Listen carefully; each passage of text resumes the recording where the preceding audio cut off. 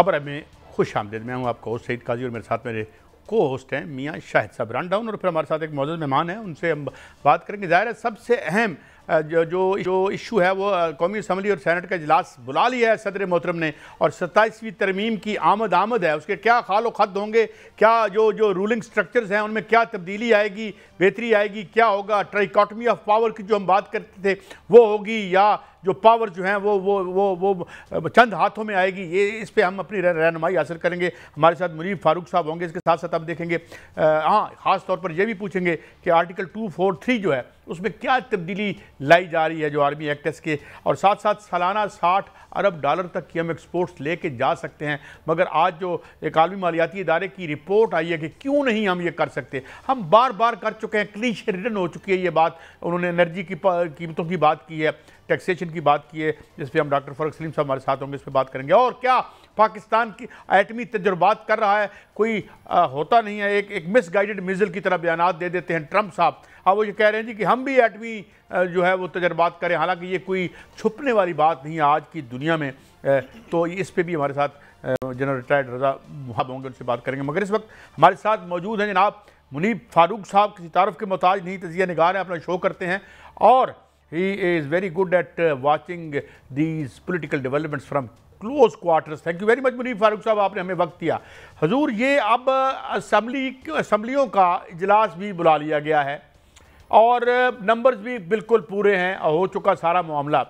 सिर्फ हम आपसे ये पूछना चाहते हैं कि can you throw some light on the changes which are in the offing जो इस तरमीम के बाद होंगी। आर्टिकल 243 में क्या तब्दीली आ रही है, और जजेस की अपॉइंटमेंट का क्या मामला होगा, तो क्या आप हमें गाइड कर सकते हैं इस ज़िमन में जनाब मुनीब फारूक साहब? बहुत शुक्रिया काजी साहब आपका। देखिए, जो बिलावल भुट्टो जरदारी साहब की ट्वीट के अंदर मामलात हैं, उनमें एक तो जिस पे ज्यादा बात की जा रही है वो ये है कि जो आर्टिकल 243 है, जो कि basically command of armed forces के हवाले से है। एक तो ये कि शायद ये गलती की जा रही है कुछ दोस्त के जी, शायद कमांड के अंदर कोई तब्दीली एज सच आ रही है, वो तो नहीं लगता। लेकिन हाँ, क्योंकि जो फील्ड मार्शल का ओहदा है वो इस वक्त उसका जिक्र पाकिस्तान आर्मी एक्ट में तो है, लेकिन आइन के अंदर आर्टिकल 243 में मौजूद नहीं था। इसमें 4 ओहदे हैं, चेयरमैन जॉइंट चीफ का ओहदा है, chief of army staff, chief of naval staff और चीफ ऑफ एयर स्टाफ, जो आर्टिकल 243 आर्टिकल 243 4 के अंदर है। अब जारी बात है, इसको इसके अंदर एक इंसर्शन करनी है ऑफ दी जो फील्ड मार्शल का टाइटल है वो जारी बात है एक ऐसा टाइटल है जो कि जिसके साथ साबिक नहीं लगता। वो आप एक दफ़ा अगर कोई एलिवेट होता है, 5 स्टार जनरल बनता है, तो वो फॉर लाइफ होता है, इवन सर्विस खत्म होने के बाद भी। कुछ लोग इसको इस बात से तशबीह या तशरीह दे रहे हैं कि जी शायद इसका ताल्लुक आर्मी चीफ के टेन्योर के साथ है। नहीं, वो पाकिस्तान आर्मी एक्ट के अंदर पिछले साल तरमीम कर दी गई थी, और उसमें बाकायदा तौर पर 2 चीज़ें और भी इंसर्ट की गई थी। एक ये कि 3 चीज़ें थी बेसिकली। एक ये कि मुद्दत 3 से बढ़ाकर 5 साल कर दी गई थी, और दूसरा ये कहा गया था कि जो जनरल की रिटायरमेंट की एज है वो उसका इतलाक आर्मी चीफ के ऊपर नहीं होगा। तीसरा ये कि जो रीअपॉइंटमेंट की मामला था उसको अब कानूनी शक्ल दे दी गई थी कि अगर कोई हुकूमत किसी आर्मी चीफ को रीअपॉइंटमेंट या एक्सटेंशन या कुछ देना चाहे तो वो दे सकती है, और एक और टेन्योर अगर होगा तो वो भी, अगर किसी को मिलेगा तो वो भी 5 साल का ही होगा। साथ ये भी लिखा गया था वाज़ेह तौर पर कि ये तरामीम हमेशा से पाकिस्तान आर्मी एक्ट 1952 का हिस्सा समझी जाएंगी, लिहाजा वो जो बाज़गश्त थी कि जी कोई नया नोटिफिकेशन चाहिए, ये वो सब फजूल बातें थी, उनकी कोई अहमियत नहीं थी। मजीद इस जो मुजवज़ा तरमीम के मसवदे के अंदर जो कुछ चीज़ें लिखी गई हैं वो जजेस अपॉइंटमेंट के हवाले से ज़्यादा जजेस की ट्रांसफ़र के हवाले से है। यानी पाकिस्तान की अदलिया के अंदर एग्जेक्टिव की मजीद इंग्रेस होगी, मजीद महकूम किस्म की अदलिया शायद हमें आने वाले कुछ सालों के अंदर मिले, जहाँ जजेस के पास ये इख्तियार नहीं होगा कि वो अपनी मर्जी के बगैर कहीं जाने से मना करें। वो मायवे और हाईवे वाला काम शायद होता हुआ नजर आ रहा है, यही इंडिकेशन मुझे जो मिल रही है। प्लस जब कॉन्स्टिट्यूशनल कोर्ट आप बना देंगे तो फिर आपकी जो चीफ जस्टिस हैं बसद एहतराम, उनकी अहमियत चीफ जस्टिस ऑफ पाकिस्तान के ओहदे की, अगर उनको अलहदा रखना है और आईनी कोर्ट का सरबराह और होगा, तो फिर चीफ जस्टिस का ओहदा महज एक टाइटलर ही वो रह जाएंगे। असल इख्तियार जो कॉन्स्टिट्यूशनल कोर्ट के हेड हैं उनके पास होगा, क्योंकि देखिए जितने भी कॉन्स्टिट्यूशनल मामलात हैं उनका ताल्लुक हुकूमतों से होता अच्छा, है। एक और मैं खबर आपसे लेना चाहता हूं, चूंकि आप यानी खबरों का भी गहरी निगाह रखते हैं। क्या कोई आईनी जो है अदालत, उसके जो चीफ हैं, कोई साबका जज भी लिए जाने का यानी एहतमाम हो सकता है? कुछ मैं नाम नहीं लेना चाहता ऑन एयर, लेकिन कुछ कहा जा रहा है कुछ साबका जज साहब जो खासे करीब रहे रियासत के, और उनको भी क्या यानी he can be on board as chief of the आईनी बेंच? देखिए पाकिस्तान के आइन के अंदर और अदालती फैसलों की नज़ीर में एड हॉक जजेस तो काजी साहब आते रहे हैं सुप्रीम कोर्ट के अंदर, और अभी रिसेंटली भी कुछ ऐसे मामलात रहे हैं जहां एड हॉक जजेस आए हैं। लेकिन कॉन्स्टिट्यूशनल कोर्ट की सरबराही के लिए एक साबिक जज को लाना वो एक बड़ा बोल्ड आइडिया होगा। ऑल्दो इसकी अगर तरमीम के अंदर इसका रास्ता निकाल लिया जाता है तो फिर तो कोई उस पर क्या एतराज़ कर सकता है। और तरमीम जब चैलेंज भी उसी आईनी अदालत के सामने होगी जो जिसके नतीजे में वो आईनी अदालत बनेगी, तो फिर उसका जो नतीजा है वो आप खुद अख्ज़ कर सकते हैं। मैं समझता हूँ कि ये नामुमकिनात में से नहीं है, लेकिन शायद। अच्छा मुनीब, मैं माफ़ी चाहता हूँ, मुनीब मैं माफ़ी चाहता हूँ, क्योंकि आप मेरे ग्राई भी हैं, तो मैं थोड़ी सी अपनी ज़बान बोलना चाहता हूँ आपके साथ। हम चकवाल में कहते हैं ना कि आपे मैंने बच्चे चूंट तो आपे मैं चंगी भली। चलें, इसको इस तक रखते हैं। ये बताइए एनएफसी के हवाले से क्या होगा? फिर मियाँ साहब बड़ी देर से खामोश हैं। हाँ जी जी जी मियाँ साहब, आप पूछें मियाँ साहब। मुनीब साहब, थोड़ी सी वजाहत और थोड़ी सी गाइडेंस चाहूँगा आर्टिकल 243 के हवाले से, क्योंकि आर्टिकल 243 में दो चीज़ें हैं। एक तो अपॉइंटमेंट है चेयरमैन जॉइंट की और आर्मी चीफ और दीगर जो चीफ्स हैं उनकी। उसमें जो वज़ीर आज़म हैं वो समरी भिजवाते हैं, सदर साहब जो है उनको अपॉइंट करते हैं। क्या इसमें हम ये समझें कि जो फील्ड मार्शल का नाम का इजाफा किया जाएगा, या वो जो सिविलियन इख्तियारात हैं उसमें भी कुछ कमी बेशी हो सकती है? इस तरह हो सकता है कि इंडिपेंडेंट अदारा है उसको इंडिपेंडेंट कर दिया जाए, खुद ही अपॉइंटमेंट करें, खुद ही जो है वो ट्रांसफ़र वगैरह करें? नहीं, मैं नहीं समझता कि ऐसा हो सकता है, क्योंकि देखिए फौज पाकिस्तान का एक बहुत मजबूत और मुनज़्ज़म इदारा है, पाकिस्तान का असासा है। लेकिन आज भी DGISPR ने जब सहाफ़ियों से गुफ्तगू की तो उसमें उन्होंने ये बात कही कि फौज रियासत नहीं है, रियासत के ताबे एक इदारा है। तो उस इदारे का फिलहाल तो ऐसा एम्बिशन थियोरेटिकली तो कोई भी नजर नहीं आता जिसमें वो खुद को ऑटोनोमस बॉडी के तौर पर वो कोई कहें कि हम अपनी अपॉइंटमेंट्स, अप्रेजल्स, डेजिग्नेशन सब कुछ खुद ही डिजाइन करेंगे और खुद को खुद ही रेगुलेट करेंगे। वो रियासत का इदारा है, रियासती जो मैकेनिज्म है, आईनी स्ट्रक्चर है, उसके अंदर उसकी प्लेसमेंट मौजूद है और रहेगी। वैसे भी सदर मुमलिकत बेशक कमांड है आर्म्ड फोर्सेस के, सुप्रीम कमांडर हैं ऑफ आर्म फोर्सेस, लेकिन जो तकर्रियाँ हैं वो वज़ीर आज़म की एडवाइस पर सदर मुमलिकत करते हैं, और वज़ीर आज़म की एडवाइस कानूनी और आईनी मामलात के तनाजुर में बाइंडिंग है सदर मुमलिकत के ऊपर। इस जगह डिस्टिंक्टिव राइट कोई नहीं है सदर मुमलिकत का, और जो एडवाइस आती है वज़ीर आज़म के दफ्तर से वो सदर मुमलिकत उस पर नहीं, वो तो हमें यकीन है, आप ठीक कह रहे हैं। पार्टी इस पर जो है वो राजी हो जाएगी, क्योंकि 18वीं आईनी तरमीम जो है, सॉरी काजी साहब एक छोटा सा गाइडेंस है कि जो 18वीं आईनी तरमीम है उसमें भी कुछ तरमीम जो हैं वो तजवीज़ इम्कान है कि तजवीज़ की जाए। क्या पीपल्स पार्टी राज़ी हो जाएगी? इजलास तो बुला लिए गए हैं दोनों, और मौजूदा इजलास जो है इसमें राज़ी खुशी ये तरमीम हो जाएगी या कोई तफसात का इजहार होगा? देखिए मेरा ख्याल है कि जो NFC से मुतालिक या सूबों के शेयर से मुतालिक मामला है, मुझे लगता है कि शायद पीपल्स पार्टी उसमें कुछ तरमीम अपनी तरफ से वो ज़रूर लाएंगे।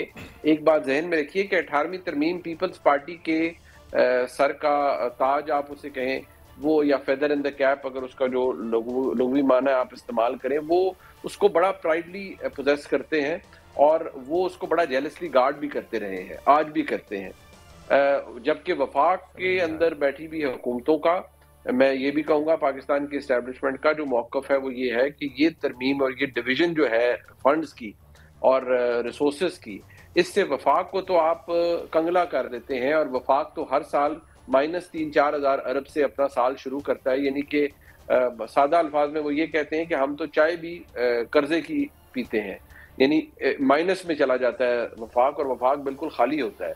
तो अब शायद कुछ चीज़ों की तकसीम के अंदर वफाक को ने का ये प्रपोजल है, क्योंकि हुकूमतें तो आती जाती रहती हैं, वफाक की बहुत अहमियत है और वफाक की इकाइयाँ चारों सूबे हैं, तो रिसोर्सेज की तकसीम के अंदर को फार्मूला थोड़ा सा डिफरेंट करने की बात है। पीपल्स पार्टी इसके ऊपर कितनी लचक दिखाती है, ये सिर्फ आने वाला वक्त बताएगा। अच्छा मुनीब भाई, as rumours would have it, मैं तो इसलिए कह रहा हूँ कि ये कोई आतमी तौर पे सामने नहीं आया, मगर चूंकि ज़ाहिर आप सोशल मीडिया को भी हमें कान धरने पड़ते हैं, तो अभी बात भी की थी मियाँ साहब ने कि जाहिर है वो जो फील्ड मार्शल साहब का जो ओहदा है वो तो टॉप पे है, तो क्या ऐसी भी कोई चीज़ है कि जो आर्मी चीफ नेक्स्ट जो है विल बी अंडर दी, वैसे तो अंडर ज़ाहिर है जो फील्ड मार्शल साहब का ओहदा है वो टॉप एक है, फिलहाल तो टाइटुलर ही है, लेकिन क्या इसमें भी कोई ऐसी तब्दीलियां हो सकती हैं कि नीचे कोई ओहदा क्रिएट किया जाए और ऊपर टॉप पे फील्ड मार्शल साहब का, चाहे ये हो या आइंदा आने वाले दिनों में, तो इस हवाले से भी कोई तब्दीलियां इन दी ऑफिंग हैं? आपको याद होगा काजी साहब के जब मुशर्रफ साहब आर्मी चीफ थे तो deputy chief of army staff एक उस वक्त पता नहीं मुझे उसके बारे में क्रिएट किया गया या जो भी को जनरल यूसुफ साहब थे, आपको याद होगा। और वो सारे मामला थे, और क्योंकि परवेज मुशर्रफ साहब उस वक्त उनके पास चीफ एग्जीक्यूटिव भी थे, वो आर्मी चीफ भी थे, ऑल एंड ऑल थे। देखिए ऐसी कोई चीज इस वक्त तो किसी जगह उसका इंप्रेशन नजर नहीं आ रहा। मौजूदा जो फील्ड मार्शल हैं यानी आर्मी चीफ हैं, उनका टेन्योर भी 2027 नवंबर तक बिल्कुल कानूनी तौर पर प्रोटेक्टेड है। अब इसके अंदर अगर कोई ये स्पेस क्रिएट की जानी है तो या ओहदा क्रिएट किया जाना है जिसकी इंडिकेशन या जिसके बारे में हम ये कह सकते हैं कि ये बिल्कुल कोई ऐसी बात नहीं है जो कि रूल आउट सिरे से कर दी जाए। ये भी हो सकता है कि फील्ड मार्शल का ओहदा जो उस पर एलिवेट होते हैं वो रहें और for a longer period of time रहें और नीचे को और ओहदा क्रिएट किया जाए। ये भी हो सकता है कि उस ओहदे के इख्तियारात कम हो और असल पाकिस्तान की फौज की बागडोर फील्ड मार्शल के पास रहे। ये बातें सिर्फ इस वक्त तो इन पर कियास राय की जा सकती हैं, प्रैक्टिकली इस वक्त ऐसी कोई चीज हमारे सामने नहीं है। But you are not ruling it out. Munir साहब, दो खबरें हैं सर, दो खबरें हैं, उनमें अलग अलग आपसे तस्दीक भी चाहूँगा और थोड़ा सा गाइडेंस भी चाहूँगा। एक तो ये है कि KPK हुकूमत की जानिब से ख़ास तौर पर जो वज़ीर आला हैं KPK के, वहाँ से सख्त ट्वीट और सख्त ज़बान जो है उसी तरह बोली जा रही है जिस तरह पहले बोली जा रही थी। क्या इसी तरह चलता रहेगा मामला? और जो PTI के अंदर के इख्तलाफात हैं वहाँ पर एक चीज़ जो है पनप रही है, बाकायदा खबर के तौर पर सामने आ रही है कि क्यों ना KPK में भी जिस तरह आज़ाद कश्मीर में एक मॉडल हुकूमत जो है वो बनाई गई थी, अंदर से ही तब्दीली लाकर वहाँ पर भी इस तरह का मॉडल जो है वो अपनाया जाए और इस तरह ताकि वफाक के साथ भी मामला बेहतर रहें और KPK का हुकूमत जो कि हुकूमत जिस मकसद के लिए बनाई जाती है अवाम की फलाह व बहबूद के लिए, वो भी पूरे हो जाएं। क्या ऐसा मुमकिन हो सकता है?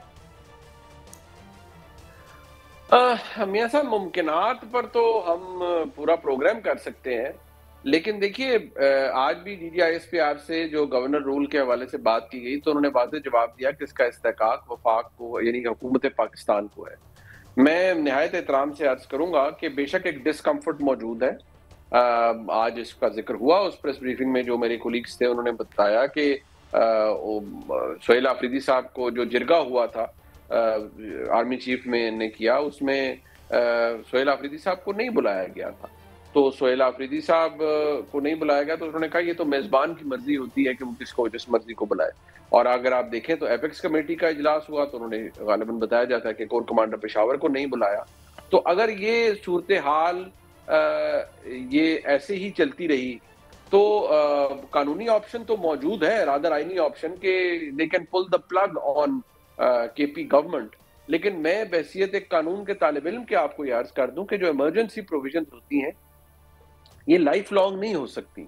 ये बड़े एक्सटेनुएटिंग सर्कमस्टांसेस के अंदर इनको एक्सरसाइज किया जाता है, अनपॉपुलर होती हैं, टेम्पररी इन नेचर होती हैं, इनको आप परपेचुअली इस्तेमाल नहीं कर सकते, और अगर करते हैं तो फिर इसका नुकसान भी होता है।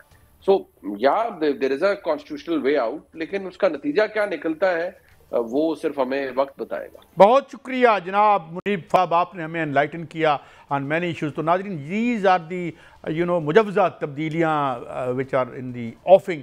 इसके बाद हम देखेंगे रूलिंग स्ट्रक्चर में क्या होता है और क्या नहीं होता, मगर ये एक पॉसिबिलिटी है जो हमने लूजली बयान की है, मगर पता तो तभी चलेगा जब ये पास हो जाएगी और फिर हम कानूनी माहिरीन से पूछेंगे। एक ब्रेक है, ब्रेक के बाद वापस आते हैं। बहुत सी अहम खबरें हैं। $60 बिलियन की हम एक्सपोर्ट्स क्यों नहीं ले जा पा रहे, ये रोज़ रोज़ का रोना है, इस पर बात करेंगे। और पाकिस्तान क्या वाकई एटमी तजर्बात कर रहा है, इस हवाले से बात करेंगे एक वक्फे के बाद।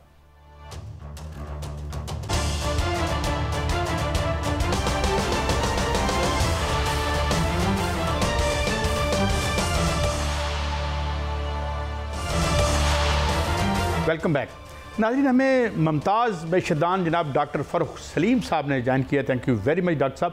डॉक्टर साहब, मैं अब ये खबर करते करते ना कभी कभी जी चाहता है कि हम ना सिर्फ कोई मौसम का हाल बता के निकल जाएं। एक जरीदे ने आज एक आलमी मालियाती इदारे को कोट करके कहा है कि सिंपली हम अपनी कास्ट ऑफ डूइंग बिजनेस, यानी within inverted commas the cost of our energy, या बिजली की जो कीमत है उसको हम रैशनलाइज बेहतर करके या फेयर करके $32 बिलियन की हमारी एक्सपोर्ट्स हैं तो हम 60 बिलियन प्लस पर ले जा सकते हैं। बट आई डोंट थिंक कि ये हमारी वजारत ख़जाना हो, SIFC हो, कोई लोग हो, मेरे ख्याल में वो उसको एक गैर ज़रूरी अमल समझते हैं हमारी एक्सपोर्ट्स को बरामद करना। And I think those people are very important who are the beneficiaries of the destruction of the economy of Pakistan. Am I right in my assessment doctor साहब? देखिए, मैं पहले भी जिक्र कर चुका हूँ कि जब हम लोग बड़े हो रहे थे तो हमें एक रॉबिन हुड की कहानी सुनाई जाती, और वो उस कहानी में ये था कि रॉबिन हुड जो है वो अमीरों से पैसे छीनता था और गरीबों में बांटता था। तो हमने एक ऐसा माशी ढांचा बनाया है जो रिवर्स रॉबिन हुड है। यहाँ पे आम आदमियों की, गरीबों की जेब से पैसे निकाल के, और जो ऑलरेडी अमीर हैं, जो कार्टेल्स के मेंबर हैं, उनकी तरफ वो उस दौलत की मुंतकिली करनी है। ये हमारा माशी ढांचा है, और ये इस हुकूमत की नहीं, ये पिछली से पहली हुकूमत में भी यही था, उससे पहली हुकूमत में भी यही था। इसको बदलने की कोई मैं समझता हूँ कि कोशिश नहीं हो रही। शायद आप भी यही कह रहे हैं, लेकिन डिफरेंट अल्फाज में कह रहे हैं। अब एक्सपोर्ट का मामला जो है, देखिए, सिर्फ बिजली की कीमत से मामला नहीं चलेगा। यहाँ पे टैक्सेस और बिजली की कीमत, इन दोनों को अगर आप सामने रखें, अब आप सोचिए कि अगर हमारी बिजली की कीमत 35 से 40% ज़्यादा है अपने हमसाए ममालिक के मुकाबले में, या जो एक्सपोर्ट मार्केट में हमसे कम्पीट करते हैं, तो फिर हमारे एक्सपोर्टर उनसे किस तरह कम्पीट कर पाएंगे अगर हमारी बिजली का इनपुट जो है वो 30, 35, 40% महंगा है। नंबर एक। नंबर दो ये है कि जो कॉरपोरेट इनकम टैक्स है इस मुल्क के अंदर, अब आप सोचिए कि कॉरपोरेट इनकम टैक्स की जो शरह है वो शुरू होती है 29% पे, 10% उसके ऊपर सुपर टैक्स लगाते हैं, 39 बन जाता है। 10% उसके ऊपर डिविडेंड के टैक्स लगाते हैं, वो 49 बन जाता है। होल्डिंग कंपनी है, वो अगर प्रॉफिट बांटती है 10% उसके ऊपर टैक्स लगाते हैं। तो आप सोचिए कि कॉरपोरेशन तकरीबन 60-70% तक पहुंच जाता है टैक्स। अब कौन सी दुनिया की ऐसी कंपनी है जो पाकिस्तान में आएगी इसलिए कि वो 100 रुपया कमाए और 60 रुपया उसके ऊपर टैक्स लग जाए और 60 रुपये वो हुकूमत के खजाने में जमा कर दे?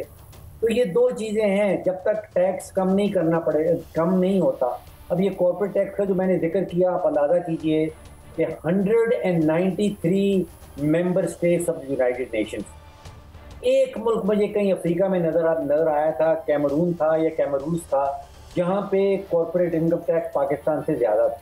बाकी दुनिया में आपको कहीं ये कॉर्पोरेट इनकम टैक्स रेट नहीं मिलता। जी मियां साहब, ओवर टू यू। डॉक्टर साहब, एक तो पहलू ये है, आप कह रहे हैं कि टैक्स का जो सिस्टम है वो इस तरह है कि लोग, कंपनियां पाकिस्तान नहीं आती। दूसरा पहलू ये है कि खुशखबरी है, वो खुशखबरी वज़ीर आज़म ने सुनाई है।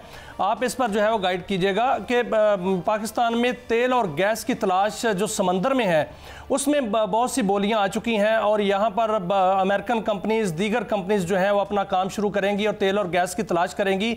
100 ट्रिलियन उसका जो है वो बताया गया है कि 53,000 मुरब्बा किलोमीटर के अंदर है और 3 लाख मुरब्बा किलोमीटर अभी इलाका जो है मुकम्मल तौर पर पड़ा हुआ है।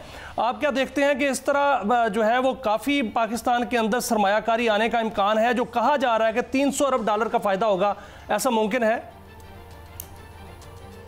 देखिए, मुझे फ़ायदा उस वक्त होगा जब ये जो तेल का रेट है, जो मैं पेट्रोल लेने जाता हूँ या डीजल लेने जाता हूँ, जब वो मुझे 100 रुपए का गैलन मिलेगा या 100 रुपए का लीटर मिलेगा, 100 रुपए का लीटर मिलेगा, तो फिर मैं जानूंगा कि जी वाकई खुशखबरी हो। अभी ये खुशखबरी, ऐसी खुशखबरी तो मेरी ज़िंदगी गुजर गई सुनते सुनते कि तेल निकल आया है या लोहा निकल आया है। अब इसमें दो एलिमेंट्स ऐसे भी हैं जिनमें काफ़ी सारी हकीकत है। हम उस हकीकत को एक्चुअल कैश में किस तरह बदलते हैं, this only time will tell. उसमें से एक तो तांबा है, कॉपर। कॉपर के ज़खायर वाकई पाकिस्तान में मौजूद हैं। रेकोडेक का जो मामला हमारे सामने आता है उसमें इस वक्त 50% तो कनाडा की कंपनी है बैरेक गोल्ड, उसने इन्वेस्टमेंट की हुई है। एशियन डेवलपमेंट बैंक अभी रिसेंटली उसमें सरमायाकारी कर रहा है। एक जापानीज़ कंपनी सरमायाकारी कर रही है। अभी एक टेंडर फ्लोट किया गया था जिसमें बहुत सारी हॉस्टल्स बनने हैं और रिहायशी मकान बनने हैं और रिहायशी फैसिलिटीज़ बननी है। आप अंदाज़ा कीजिए, एक अमेरिकन कंपनी है जिसको वो टेंडर मिला है, जिसने वो टेंडर जीता है।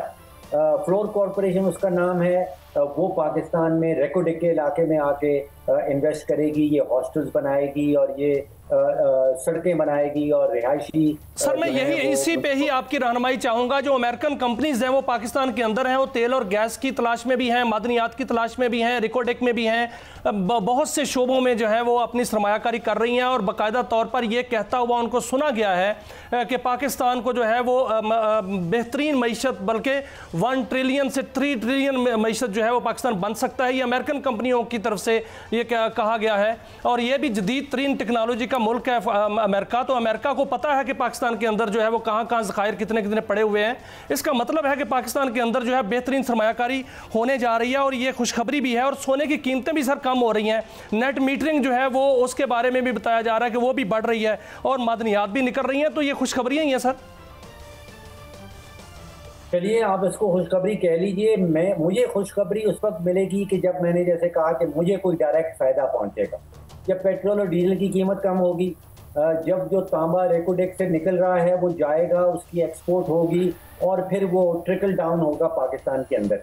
आपने तो बहुत सारे शोबों का, सेक्टर का जिक्र कर दिया। मेरे इल्म में सिर्फ 2 हैं जिनमें वाकई किसी किस्म का काम हो रहा है। एक कॉपर का सेक्टर है, तांबे का सेक्टर है, और दूसरा रेयर अर्थ एलिमेंट्स का सेक्टर है।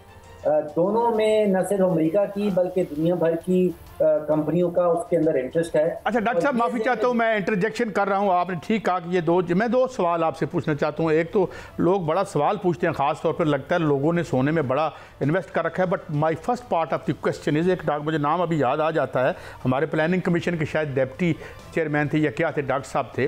डॉक्टर साहब, मैंने ये कहा था कि जब ये चाइना में जाके कह रहे थे पीएम साहब के जी बड़े बड़े हमने मुआहदे करने हैं, you know, keeping in mind the 1993 deals, 2002 के मुआहदे, उसके बाद 2016 के मुआहदे, तो हमने तो रिक्वेस्ट की थी कि हजूर सरकारी खर्चे पे सैर व सियाहत कर लें, खुदारा कोई मुआहदा ना करके आइएगा, क्योंकि ये मुआहदे तो हमें लेके बैठ गए। और डॉक्टर साहब ये कहते हैं कि भाई हम तीसरी दुनिया के लोगों का मुकद्दर वो खड्डे हैं जिन्हें हमने साफ करना होता है, जहाँ पर ये जो वेस्ट है और वेस्टर्न इंपीरियलिज्म है वो वहाँ से सौदा निकाल के ले जाता है और हम खड्डे भरते रहते हैं। Are we still in existing in that world, और मे बी खुद खुशखबरियों के ज़माने में हम कदम रख चुके हैं? डॉक्टर साहब देखिए, पहली बात तो ये है कि हमारे यहाँ जिन 2 सेक्टर्स का मैंने आपसे जिक्र किया, उसमें पहली बात ये आती है कि हमारी तारीख कुछ ऐसी है कि MOUs जितने भी साइन होते हैं उनको हम एक्चुअल कैश में कन्वर्ट नहीं कर पाते। 95% MOU जो हैं वो सिर्फ MOUs रह जाते हैं। एक MOU अभी रेयर अर्थ एलिमेंट्स के हवाले से साइन किया गया है, वो फ्रंटियर वर्क्स ऑर्गेनाइजेशन और अमेरिका की एक कंपनी है जो यूनाइटेड स्टेट्स स्ट्रेटेजिक मिनरल कहलाती है। अब वो रेयर अर्थ एलिमेंट्स वाकई में पाकिस्तान में उनके ज़खायर मौजूद हैं। इस MOU को हम किस तरह कन्वर्ट करते हैं into real cash, this time will tell. लेकिन ज़खायर मौजूद हैं दो चीज़ों के, तांबे के और रेयर अर्थ एलिमेंट्स के। इनको अब ये पाकिस्तान की जो हमारे माशी फैसला साज हैं, जो हमारे सियासी फैसला साज हैं, उन शख्सियात ने, उन इदारों ने इन MOUs को किस तरह कन्वर्ट करना है इनटू एक्चुअल कैश, ये this is the big test. Doctor साहब, ये तो फिर जो हम अगर माजी में देखें तो कैश में तो कन्वर्ट हुए, तो फिर हमें क्या लगा कि हम ये बिजली का बिल दे रहे हैं या किक बैक की किस्त दे रहे हैं। बहरहाल मैं आगे आता हूँ एक तरफ। डॉक्टर साहब, पीपल आर वेरी इंटरेस्टेड, बड़ी फ्लक्चुएशन है, वोलेटिलिटी है सोने की मार्केट में, आप इसे कैसे देख रहे हैं? करेक्शन आ रही है क्या? ये ओवर प्राइस था अब रैशनल हो रहा है या करेक्शन आ रही है? How do you look at it? जी, दो या तीन चीज़ें हैं सोने की मार्केट के हवाले से। पहला तो पैगाम ये जाता है कि अगर कुछ ही महीनों में ये $1800 फी आउंस से कहीं 4000 से ऊपर निकल गया, तो पहला पैगाम ये जाता है कि लोगों का एतमाद जो है वो करेंसीज के अंदर, चाहे वो US करेंसी का US डॉलर हो, चाहे वो जापानीज येन हो, चाहे वो पाकिस्तानी रुपया हो, जब उसके ऊपर एतमाद उठता है या एतमाद कम होने लगता है तो फिर वो पैसा मुंतकिल होता है सोने के अंदर और फिर सोने की कीमतें चढ़ने लगती हैं। तो पहला तो वाज़े पैगाम है कि इन्वेस्टर्स का एतमाद जो करेंसीज हैं, चाहे वो पाकिस्तानी करेंसी हो, अमेरिकन करेंसी हो, उनके ऊपर कम होता चला जा रहा है। दूसरा जो इशू है वो सेंट्रल बैंक्स जो हैं दुनिया के, जिसमें चाइना का सेंट्रल बैंक जो है वो सरे फहरिस्त है, बाकी बहुत सारी दुनिया के ममालिक, इंडिया का सेंट्रल बैंक भी, उन्होंने पिछले कोई साल भर में, कोई 1.5 साल भर में अपने सोने की इन्वेंटरी बहुत तेज़ी से बढ़ाई है। और बिकॉज सेंट्रल बैंक सोना खरीद रहे थे, सोने की कीमत बहुत ही तेज़ी से बढ़ी है। पिछले कोई महीने 2 महीने से मैं देख रहा हूँ कि सेंट्रल बैंक जो अपनी जो ख़रीदारी कर रहे थे सोने की, उसमें उसकी रफ्तार में कमी आई है। अभी भी ख़रीदारी जारी है, लेकिन जिस रफ्तार से ख़रीदारी हो रही थी उसमें कमी आई है, और उसका नतीजा आप देख रहे हैं कि सोने की कीमत भी कुछ नीचे आई। इट मीन्स कि ये आपको ये प्रोसेस नीचे गिरता नज़र आता है ब्रीफली कीमतों का। देखिए, ये इस सवाल का जवाब बनता है शॉर्ट टर्म में, मीडियम टर्म में या लॉन्ग टर्म में। लॉन्ग टर्म में मुझे सोने की कीमत कम होती नज़र नहीं आती। Okay, thank you very much doctor Farooq Saleem साहब। You always enlighten us on very complex issues, और कुछ रास्ता भी हम दिखाने की कोशिश करते हैं अपने तई कि भाई कहीं निकले हम इस क्वैगमायर से। एक ब्रेक है, ब्रेक के बाद हाज़िर होते हैं तो बात करेंगे ये क्या है अफ़गानिस्तान वाला मामला, और ये एटम बम के हवाले से, और उसमें मज़ीद हम कुछ कर रहे हैं या नहीं कर रहे। ट्रंप साहब ने ये क्या आन दिया है, देते रहते हैं, मगर इसकी हकीकत क्या है, ब्रेक के बाद।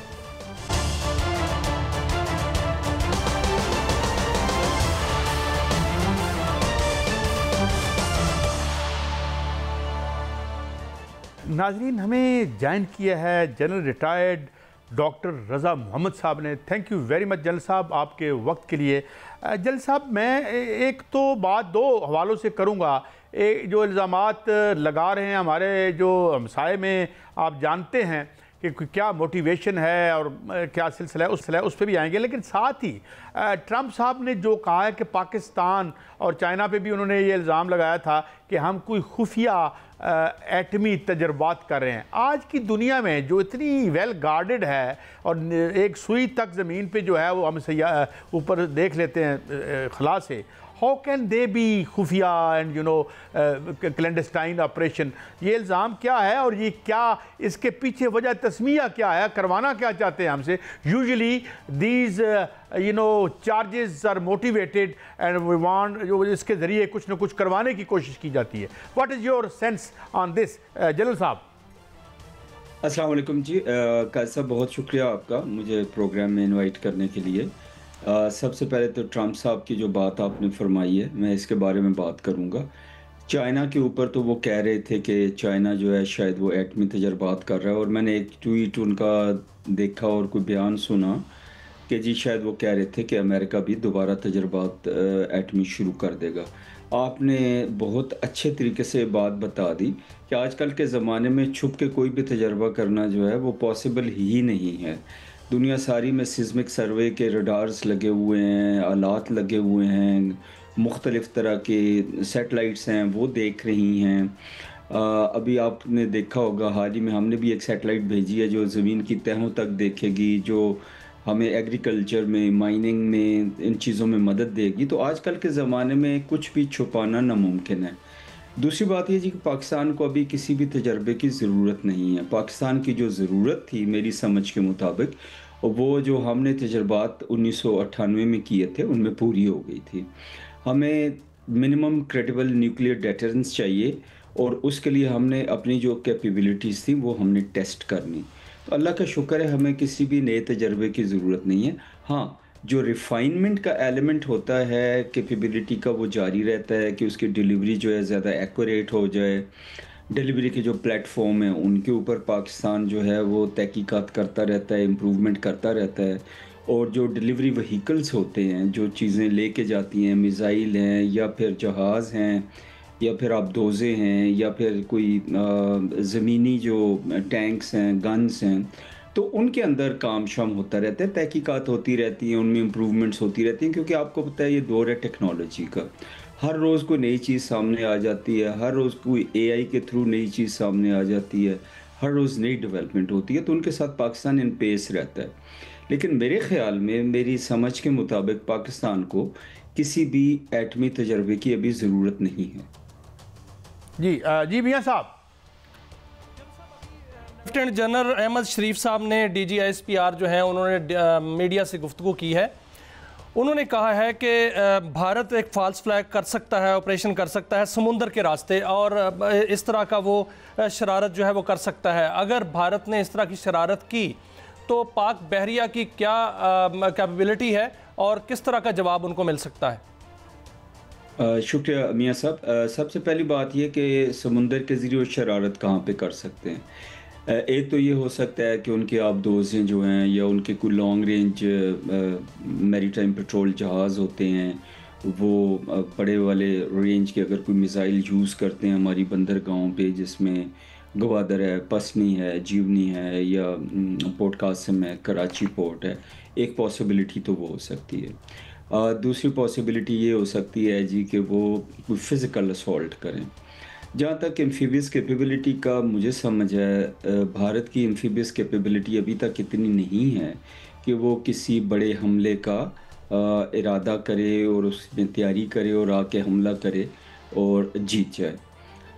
एक तो कैपेबिलिटी की बात है और तैयारी की बात है। दूसरी बात है, हम अपनी तरफ आते हैं। हमारी तरफ जिन जगहों पे वो कर सकते हैं वो यही पोर्ट्स हैं जिनका मैंने नाम लिया। अलबत्ता एक और चीज़ आजकल मीडिया में आ रही है, सर क्रीक। सर क्रीक का जहाँ तक तहल्लुक है, मेरे ख़्याल में वो बिल्कुल भी सूटेबल जगह नहीं है किसी भी एम्फीबियस असॉल्ट के लिए।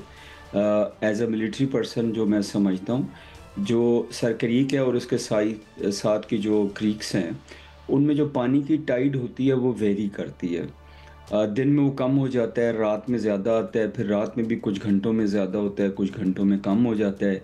फिर कुछ जो टाइड्स होती हैं उनका चाँद के साथ भी ताल्लुक़ होता है। तो वहाँ पे किसी किस्म का एडवेंचर करना जो है, एक अपने आप को मुसीबत को दावत देना है, एक मुसीबत को दावत देना है, अपने आप को मुश्किल में डालना है।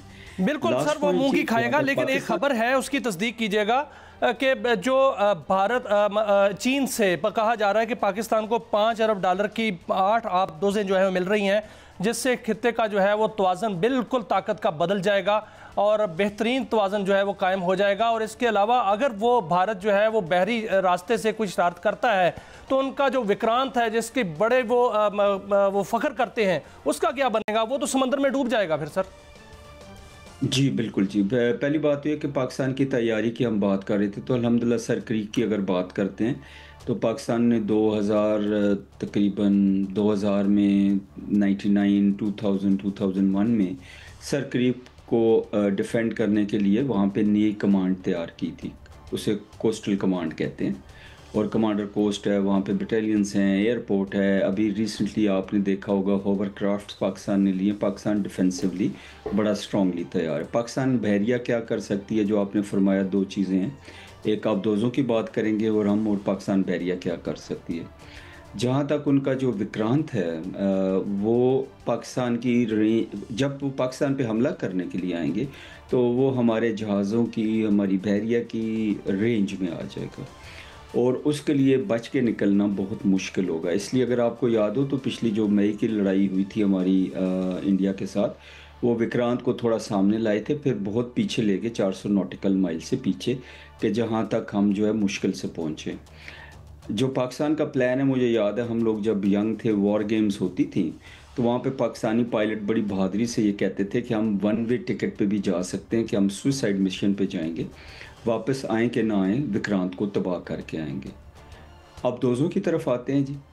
आबदोज़ें जो हैं वो पाकिस्तान का जो कॉन्ट्रैक्ट है आबदोज़ों का, ये काफ़ी पहले हुआ था। ये मेरा ख्याल 2014 की बात है, 15 की बात है कि ये कॉन्ट्रैक्ट हुआ था चाइना के साथ। तो अभी तकरीबन 10 साल होने को इस वक्त से ये चीज़ें चल रही हैं। तो पाकिस्तान को ये आबदोज़ें जो हैं एक एक करके मिलेंगी, और जब पाकिस्तान को मिलेंगी तो डेफिनेटली पाकिस्तान की जो एम्फीबियस कैपेसिटी है, जो अंडर वाटर कैपेबिलिटी है, उसमें बहुत ज़्यादा इजाफा होगा। और ख़ित्ते में जो है वो पहले तो तवाज़न जो है इंडिया के हक़ में है, जहाँ तक आबदोज़ों का और बहरी जहाज़ों का ताल्लुक है। तो अच्छा जल साहब, आई एम सॉरी मैं इंटरजेक्ट करूँ, बड़ा आपने वजाहत से, एक और इल्ज़ाम आया है अफ़गानिस्तान की तरफ से, और विच डेफिनेटली इज़ बेसलेस, कि जी हमारी बेसिस यूज़ की जा रही हैं और वहाँ से उन पर कोई मुबैना तौर पर हमले किए जा रहे हैं।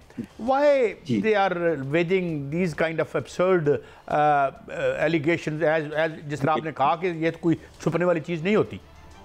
जी जी जी, कैसा बात यह है जी कि सबसे पहली बात यह है कि अभी उनको ना मैं बात कहूँ कि वो एक मिसाल देते हैं ना, caught between devil and the deep blue sea. तो इस वक्त तालिबान का ये हाल है, जो रिजीम है उनका ये हाल है। एक तरफ उनके ये सारी जो टेररिस्ट ऑर्गेनाइजेशंस हैं, जिसमें TTP है, BLA है, BRA है, मजीद ब्रिगेड वगैरह वगैरह, दाइश है, ISIK है, और दूसरी तरफ जो डीप सी ब्लू सी है वो है जो इंडिया से उन्होंने पैसा खा लिया हुआ है। अभी उन सारे में फंसे हुए हैं, और उस्ताद तो उनके इंडिया वाली है ना, जो कन्फ्यूजन में ख़ुद भी हैं इस वक्त। और पहले भी अगर आपको याद हो, जब एस्केलेशन हुई तो क्या क्या ख़बरें आती थी, वो क्या कहते हैं, मिजाहिया किस्म की उनकी ख़बरें थी मीडिया की, और उनके जो जनरल साहब ये तालिबान इंडियन मीडिया जो है ये बड़ा दावा कर रहा है, जनरल साहब इंडियन मीडिया दावा कर रहा है कि तालिबान के पास एयरफोर्स भी है, उनको जहाज़ भी उड़ाने आते हैं, और रशियन जो असला छोड़ के गए या अमेरिकन असला छोड़कर गए थे वो भी चलाना आता है। क्या ये इसमें हकीकत है, कोई वो इस कैपेबल है इस तरह? जी जी, अच्छा जी। तो वो जो पहली हमारी बात हो रही थी तालिबान के बारे में, तो वो सारी ख़बरें उनकी गलत हैं। पाकिस्तान की कोई बेसिस जो हैं वो यूज़ नहीं हो रही हैं। अमेरिका के पास इस वक्त पाकिस्तान की कोई भी बेस नहीं है, कोई फैसिलिटी नहीं है जहाँ से वो जहाज़ या ड्रोन उड़ा सकें या एम्प्लॉय कर सकें। जहाँ तक अफ़गान एयरफोर्स, अफ़गान आर्मी, उनकी कैपेबिलिटी का ताल्लुक है, उनके पास इक्विपमेंट तो बहुत ज़्यादा रह गया था जो अमेरिका छोड़ के गया था। उसमें से क्या काम के काबिल है, क्या नहीं है, क्या वो इस्तेमाल कर सकते हैं, क्या वो नहीं कर सकते, ये तो नहीं कहा जा सकता। लेकिन एक मैं मिसाल दे सकता हूँ कि जब पाकिस्तान जो है वो स्ट्रांगली रिएक्ट कर रहा था उनकी इन्फिल्ट्रेशन को, और जो TTP के हमले पाकिस्तान पे हो रहे थे, तो अगर अफगानिस्तान, लेकिन जनरल साहब उनका ये भी खबर आ रही है कि उनको न्यूक्लियर हथियार भी उनके पास है। ऐसा हो सकता है कि तालिबान के पास न्यूक्लियर हथियार भी हों? आई डोंट थिंक जी। मैं पहले ये बात ख़त्म कर लूँ कि ये पॉसिबिलिटी अगर होती जहाज़ों की और बाकी, तो वो दिखा देते हमें। मेरे ख़्याल में जहाज़ तो राफेल थे इंडिया के पास और पायलट्स भी थे, तो क्या हुआ, इनके पास अगर कोई हैं भी तो उड़ाएँ, दिखाएँ, आएँ, फिर देखते हैं हम क्या होता है। जो न्यूक्लियर कैपेबिलिटी या न्यूक्लियर वेपन्स की बात है, आई थिंक वो बिल्कुल भी सही नहीं है। कोई भी कंट्री जो है ना जी, वो अपने वेपन्स, न्यूक्लियर वेपन अमेरिका के तो यहाँ पे थे ही नहीं मेरे ख्याल में, बगराम में या बाकी जो बेसिस थी वहाँ पे कोई भी न्यूक्लियर वेपन्स मेरी इत्तला के मुताबिक या समझ के मुताबिक नहीं। जनरल रिटायर्ड डॉक्टर रज़ा मोहम्मद साहब, thank you very much for enlightening us on so many issues in a very brief और बड़ी सराहत से। नाज़रीन, बिल्कुल देखा कि ये इल्ज़ामात हैं महज और एक तरह से मेकअप किया जा रहा है इनको और उनकी मोटिवेशन, ये हम इंडिया की तरफ से हो रही। बहरहाल ये था हमारा आज का शो, कल फिर मिलेंगे, इजाज़त दें, अल्लाह हाफ़िज़।